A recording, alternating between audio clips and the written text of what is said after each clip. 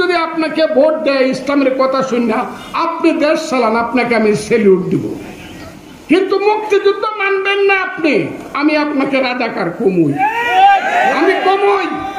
এতে যত 30,000 বকা শুনতে হয় আমি শুনবো। মুক্তিযুদ্ধের পেট থেকে বাংলাদেশ হয়েছে। এখন বাংলাদেশকে অস্বীকার করলে তো মাকে অস্বীকার করা হয়। মাকে যে ছেলে অস্বীকার করে, আমার ছেলে ব্যারিস্টার, তার মাকে যদি অস্বীকার করে সে কি ভালো ছেলে? বলেন, মুক্তিযুদ্ধকে যারা অস্বীকার করে তারা কি খুব ভালো মানুষ? হ্যাঁ, এই কথাটাই আমি কইছি। মুক্তিযুদ্ধ মাইনা আপনি ভোট চান, পাল্লা মার্কায় ভোট চান, ডালিম মার্কায় ভোট চান, ইসলামের কথা কইয়া ভোট চান, আহলে হাদিসের কথা বইলা ভোট চান, আপনি হেফাজতে ইসলামের কথা বলে ভোট চান। মানুষ যদি আপনাকে ভোট দেয় ইসলামের কথা শুনে আপনি দেশ চালান, আপনাকে আমি সেলিউট দিব। কিন্তু মুক্তিযুদ্ধ মানবেন না আপনি, আমি আপনাকে রাজাকার কমুই, আমি কমুই। এতে যত 30,000 বকা শুনতে হয় আমি শুনবো। মুক্তিযুদ্ধ আপনি মানবেন না, আমি বলবো আপনার পূর্বপুরুষ আলবদর এবং দালাল ছিল।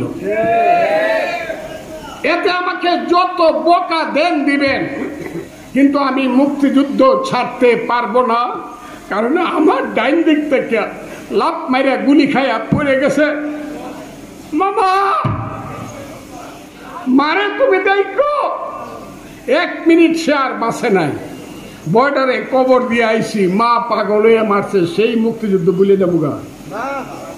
হাজার হাজার লোক মৃত্যুবরণ করছে, লাখে লাখে মৃত্যুবরণ করছে, বাড়ি ঘর পুড়ে ছারখার হয়েছে। সেই মুক্তিযুদ্ধ বাঙালি জাতি 1000 বছর পরাধীন ছিলাম, দেশ আনছি, সেই মুক্তিযুদ্ধ ভুলে যাবো কেন?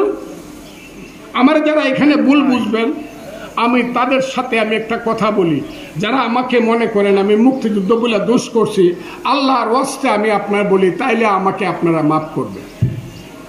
আমি মুক্তিযুদ্ধ ছাড়তে পারবো না, আবার ইসলামও ছাড়তে পারবো না। কথাটা খুব ক্লিয়ার। মুক্তিযুদ্ধের সাথে যেমন হাসিনার কোনো সম্পর্ক নাই, হাসিনা ফেল করছে কাজে মুক্তিযুদ্ধ ফেল না।